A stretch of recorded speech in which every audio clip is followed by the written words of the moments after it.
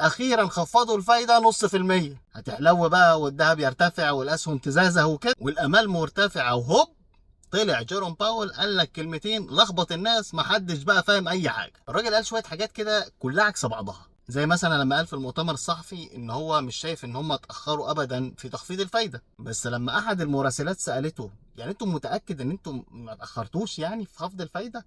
لا والله تصدقي عندك حق، هو احنا لو كان عندنا المعلومات اللي موجوده حاليا كنا المفروض نخفضه في يوليو اللي فات. ايوه معاليك شايف ان انتوا اتاخرتوا ولا ما اتاخرتوش؟ ما هي كل حاجه فيهم ليها تبعات تانية. الكلام والرسائل اللي طلعت في المؤتمر ده كان فيها كلام كتير عكس بعضه، وعلى طول المستثمرين حسوا ان كده في حاجه مش مظبوطه، وابتدت الاسهم تحقق خسائر والذهب قفل على انخفاض.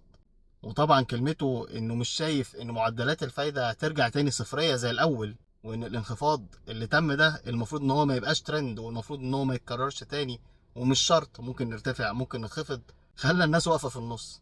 ايوه يعني انا احط دلوقتي فلوسي في البنك عشان اخد الفايده اللي هترتفع، ولا اسحب فلوسي من البنك عشان الفايده هتنخفض، ولا انتوا هتعملوا فينا ايه؟ بالشكل ده فعلا في كده تخوف من ان امريكا الاقتصاد بتاعها يدخل في مرحله ركود تضخمي، وده استحاله طبعا تستنى جيروم باول يقوله لك. طيب ايه المتوقع بقى حسب كلام الاقتصاديين وحسب كلام التقرير اللي عملوه السيتي بانك؟